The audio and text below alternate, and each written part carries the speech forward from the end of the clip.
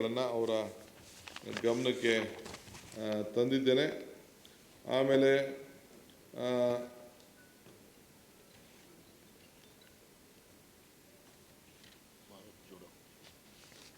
ಭಾರತ್ ಜೋಡೋ ಕಾರ್ಯಕ್ರಮ ನನ್ನ ದೊಡ್ಡ ಕನಸಿನ ಕಾರ್ಯಕ್ರಮ. 25 ವರ್ಷದಲ್ಲೇ ಮಾಡಬೇಕು ಅಂತ ಹೊರಟಿದೆ. ಕಾರಣದಿಂದ ಅದಾಯಿತು. ಈಗ ಪ್ರತಿ ಪಂಚಾಯತಿಲಿ ಮತ್ತು ನಗರಗಳಲ್ಲಿ 6,000 ಪಂಚಾಯತ್ ಇದೆ, ಇನ್ನು 4,000 ಟೌನ್ ಇದೆ.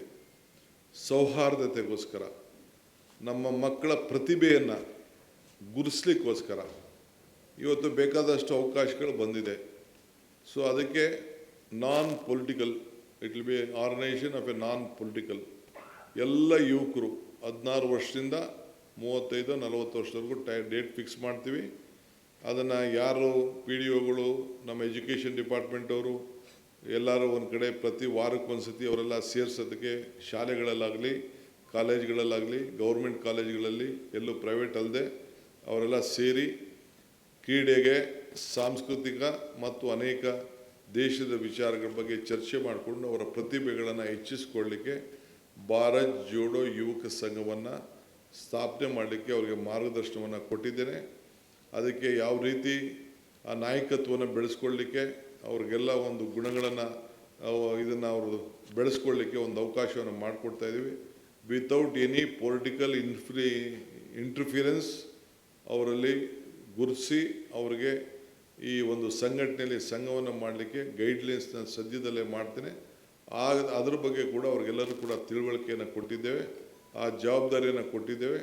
ಸುಮಾರು 200-250 ಜನ ಮಕ್ಕಳು, ವಿದ್ಯಾರ್ಥಿಗಳು, ಯುವಕರು ಅದರಲ್ಲಿ ಪಾಲ್ಗೊಳ್ಬೇಕು. ಗಂಡಾಗಲಿ ಹೆಣ್ಣಾಗಲಿ ಅವರಲ್ಲಿ ಏನೇನು ಪ್ರತಿಭೆ ಇದೆ ಆ ಪ್ರತಿಭೆಗಳನ್ನು ಮಾಡಬೇಕು.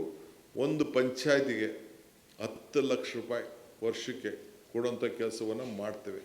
10 lakhs ಪರ್ ಪಂಚಾಯತಿ. 10,000 ಇದಕ್ಕೆ 1,000 ಕೋಟಿ ರೂಪಾಯಿ ಆ ಯುವಕರ ಪ್ರತಿಭೆಗಳಿಗೆ ಯಾವುದೇ ಕ್ರೀಡೆ ಇರಲಿ, ಯಾವುದೇ ಕ್ರೀಡೆ ಅವ್ರಿಗೆ ಇಷ್ಟ ಬಂದ ಕ್ರೀಡೆ ಆಯ್ಕೆ ಮಾಡಿಕೊಳ್ಳಿ, ಅವರು ಇಷ್ಟ ಬಂದ ನಾಟಕಗಳನ್ನ ಆಡ್ಕೊಳ್ಳಿ. ಯಾವ ಥರದ ನಾಟಕ, ಸಂಗೀತ, ಮತ್ತೊಂದು ನಮ್ಮ ಸಂಸ್ಕೃತಿ ಏನು, ಎಲ್ಲ ಜಾತಿ, ಎಲ್ಲ ಧರ್ಮ, ಎಲ್ಲ ಒಗ್ಗಟ್ಟಾಗಿ ನಿಂತ್ಕೊಂಡು ಜಾತೀಯತೆ ಇಲ್ಲದೆ ಒಂದು ಐಕ್ಯತೆಯನ್ನು, ಶಾಂತಿಯ ತೋಟ, ಕರ್ನಾಟಕ ರಾಜ್ಯದಲ್ಲಿ ಒಂದು ಶಾಂತಿಯ ತೋಟವನ್ನು ನಿರ್ಮಾಣ ಮಾಡಬೇಕು ಅನ್ನೋ ದೃಷ್ಟಿಯಿಂದ ಭಾರತದ ಎಲ್ಲ ಧರ್ಮ ಜಾತಿಗಳು ಒಗ್ಗೂಡಿ ಯುವಕರು ಒಂದಾಗಿ ಎಲ್ಲ ದ್ವೇಷ ಮನೋಭಾವವನ್ನು ದೂರಿಟ್ಟು, ನಾವು ಮಕ್ಕಳು ಚಿಕ್ಕದಲ್ಲಿದ್ದಾಗ ನಮಗೆ ಯಾವ ಜಾತಿನೂ ಗೊತ್ತಿಲ್ಲ, ಯಾವ ಧರ್ಮನೂ ಗೊತ್ತಿಲ್ಲ. ನಾವು ಯಾವ ರೀತಿ ನಾವು ಕಲ್ತ್ಕೊಂಡು ಹೋಗ್ತೀವೋ ಆ ದೃಷ್ಟಿಲಿ ನಾವೆಲ್ಲ ವಿದ್ಯಾಭ್ಯಾಸವನ್ನು ಮಾಡ್ತಿದ್ದೋ, ಹಂಗೆ ಆ ಯುವಕರುಗಳು ಆ ರೀತಿ ಅವರ ಸಂಘಟನೆಯನ್ನು ಮಾಡಿಕೊಂಡು ಬೆಳೀಲಿ ಅನ್ನೋ ದೃಷ್ಟಿಯಿಂದ ಈ ಭಾರತ್ ಜೋಡೋ ಯುವಕರ ಸಂಘವನ್ನು ಸ್ಥಾಪನೆ ಮಾಡಲಿಕ್ಕೆ ಮಾರ್ಗದರ್ಶನವನ್ನು ಕೊಟ್ಟಿದ್ದೇನೆ. ಅದಕ್ಕೆ ನೀವೆಲ್ಲ ಸಿದ್ಧತೆ ಆಗಬೇಕು ಅಂತ ನಾನು ಹೇಳಿದ್ದೇನೆ. ಆಮೇಲೆ ಭ್ರಷ್ಟಾಚಾರ ಮುಕ್ತ ಕರ್ನಾಟಕ. ಯಾರು 10 ರೂಪಾಯಿ ಕೊಡೋಂಗಿಲ್ಲ, ಮಾಡೋಂಗಿಲ್ಲ.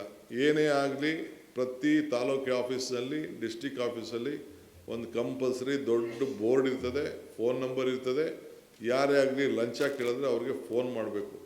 ಕೆಲವರು ಇದ್ದಾರೆ ಎಕ್ಸ್ಟ್ರಾಕ್ಷನ್ ಮಾಡೋಂಥವ್ರು, ಮಧ್ಯವರ್ತಿ ಇರೋರು, ಸುಳ್ಳು ಕೇಸ್ ಹಾಕೋರು, ಸುಳ್ಳು ಕಂಪ್ಲೇಂಟ್ ಕೊಡೋರು ಇರ್ತಾರೆ. ಅದ್ರ ಬಗ್ಗೆ ಕೂಡ ನಾವು ಪರಿಶೀಲನೆ ಮಾಡ್ತೀವಿ. ಸೊ ಅದಕ್ಕೆ ನಾನು ಅಧಿಕಾರಿಗಳಿಗೆ ಒಂದು ವಿಶೇಷವಾದ ಮಾರ್ಗದರ್ಶನ ಕೊಟ್ಟಿದ್ದೇನೆ. ನಾನೇ ಆಗಲಿ ಏನಾದ್ರು ನಿಮಗೆ ತಪ್ಪು ಮಾಹಿತಿ ಕೊಟ್ಟರೆ, ಇಲ್ಲ ಯಾವುದಾದ್ರು ತಪ್ಪಾಗಿ ಮಾಡಿ ಅಂತ ಹೇಳಿದ್ರೆ ನೀವು ನನ್ನ ಮಾತು ಕೇಳಿಬಿಡಿ ಅಂತ ಹೇಳಿದ್ದೇನೆ. ನಮ್ಮ ಸಚಿವರು ಕೂಡ ಅವ್ರ ಕೈಲೂ ಯಾವ ತಪ್ಪು ಮಾಡ್ಸೋಕ್ಕೆ ಯಾರು ಬಿಡಬಾರ್ದು ಅಂತ ಹೇಳಿದ್ದೇನೆ. ನಮ್ಮ ಶಾಸಕರು ಕೂಡ ಯಾವುದಾದ್ರು ಒತ್ತಡ ತಂದರೂ ಕೂಡ ನನ್ನ ಗಮನಕ್ಕೆ ತನ್ನಿ ಅಂತ ಹೇಳಿದ್ದೇನೆ. All my SPs and DCs should be directly connected to me. ನನ್ನ ಹತ್ರ ಧೈರ್ಯವಾಗಿ ನನ್ನ ಹತ್ರ ತಿಳಿಸಿ, ಯಾವುದೇ ಮಂತ್ರಿಗಳು ನಿಮ್ಮ ಮೇಲೆ ಯಾವುದಾದ್ರು ಒತ್ತಡ, ಕಾನೂನು ವಿರುದ್ಧವಾಗಿ ಯಾವುದಾದ್ರು ಒತ್ತಡವನ್ನು ಹೇಳಿದ್ರು ಕೂಡ ನೀವು ಅದಕ್ಕೆ ಮಾಡಬಾರ್ದು ಅನ್ನೋದನ್ನು ನಾನು ಅವ್ರಿಗೆ ಹೇಳಿದ್ದೇನೆ.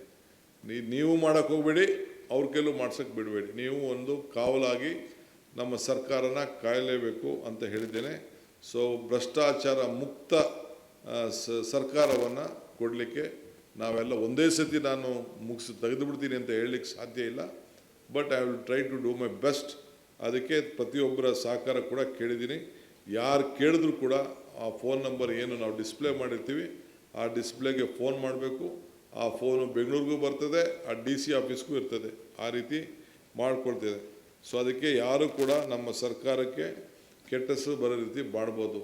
ಸೊ ಇಲ್ಲಿ ಯಾವ ಜಾತಿ ಇಲ್ಲ, ಯಾವ ಧರ್ಮ ಇಲ್ಲ, ಯಾವ ಪೋಸ್ಟಿಕಲ್ಲೂ ಕೂಡ ಸಾಮಾಜಿಕವಾಗಿ DC ಒಂದು ಜಾತಿ ಇದ್ದರೆ SP ಒಂದು ಜಾತಿ ಇರ್ತಾನೆ, DFO ಒಂದು ಜಾತಿ ಇರ್ತಾನೆ, ಇನ್ನೊಂದು ಜಾತಿ ಇರ್ತಾನೆ. ಒಂದೇ ಜಾತಿ ಆಫೀಸರ್ಸ್ನ ಇಲ್ಲಿ ಒಂದೇ ಕಡೆ ಪೂಲಾಗಿ ಮಾಡಲಿಕ್ಕೆ ಅವಕಾಶ ಇಲ್ಲ. ಸೊ ಸಾಮಾಜಿಕ ನ್ಯಾಯ ಎಲ್ಲರೂ ಕೂಡ ಇರಬೇಕು.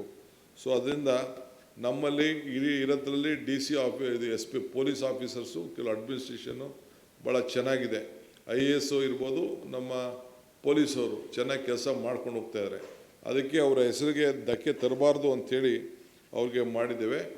ಆಮೇಲೆ ಪ್ರತಿಯೊಂದು ಪೊಲೀಸ್ ಸ್ಟೇಷನ್ಲು ಕೂಡ 5 ಜನ ಕಂಪಲ್ಸರಿ ಒಂದು ಸ್ಕ್ವಾಡ್ ಮಾಡಿ 5-6 ಜನ ಮಾಡಿ ರೌಡಿಗಳನ್ನ ರೌಂಡ್ ಅಪ್ ಮಾಡಲಿಕ್ಕೆ ಅವ್ರಿಗೆಲ್ಲರೂ ಕೂಡ ಯಾವ ಆ್ಯಕ್ಟಿವಿಟೀಸ್ಗೂ ಅವಕಾಶ ಕೊಡದೆ ನೀವು ಮುಂಚಿತವಾಗಿ ಅವ್ರನ್ನ ಏನೇನು ಬೇಕೋ ನೀವು ಮಾಡಿ ಸೈಬರ್ ಕ್ರೈಮಿನ ಕಟ್ಟುನಿಟ್ಟಾಗಿ ಅದನ್ನು ತಡಿಲಿಕ್ಕೆ ಏನು ವ್ಯವಸ್ಥೆ ಮಾಡಬೇಕು ಅದಕ್ಕೆ ನೀವು ಮಾಡಬೇಕು ಅಂತ ಅದಕ್ಕೂ ಕೂಡ ಹೇಳಿದ್ದೇನೆ.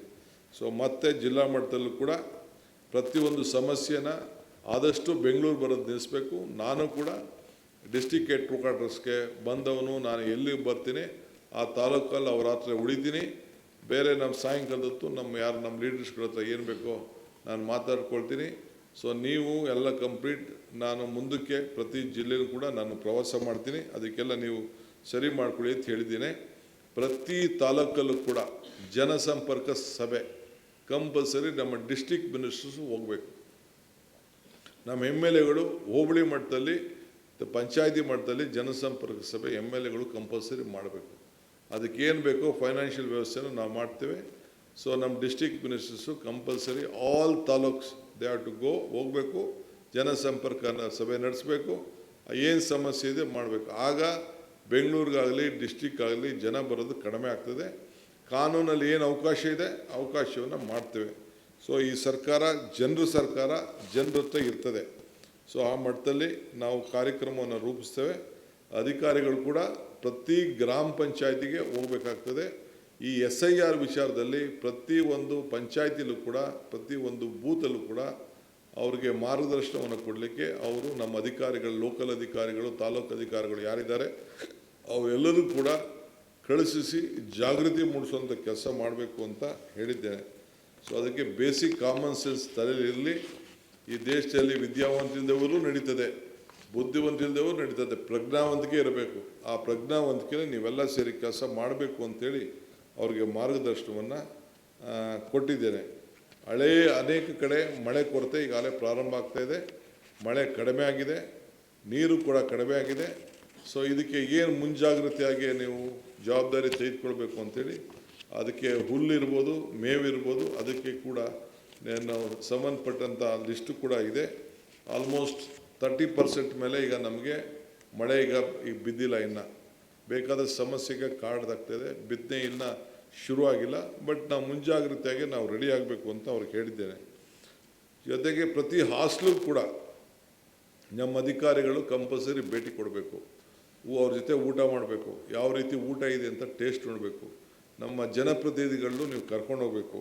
ಅವರು ಕೂಡ ನಾನು ಈ ಸಂದರ್ಭದಲ್ಲಿ ಹೇಳಿದ್ದೇನೆ. ನಾನು ಇಷ್ಟು ವಿಚಾರನ ನಾನು ತಮ್ಮ ಗಮನಕ್ಕೆ ತರ್ತೇನೆ. ಸೊ ಇನ್ನೂ ಬೇರೆ ವಿಚಾರಗಳಿದೆ, ಬೇರೆ ದಿನ ಕೆಲವು ವಿಚಾರಗಳನ್ನು ತಮ್ಮ ಗಮನಕ್ಕೆ ತಿಳಿಸುವಂಥ ಕೆಲಸ ನಾನು ಮಾಡ್ತೇನೆ.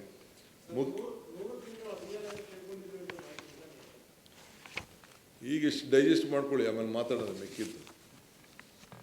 100 ದಿನನೋ 200 ದಿನನೋ 500 ದಿನನೋ 700 ದಿನನೋ ಮಾತಾಡ್ತಿರೋದಿಲ್ಲ.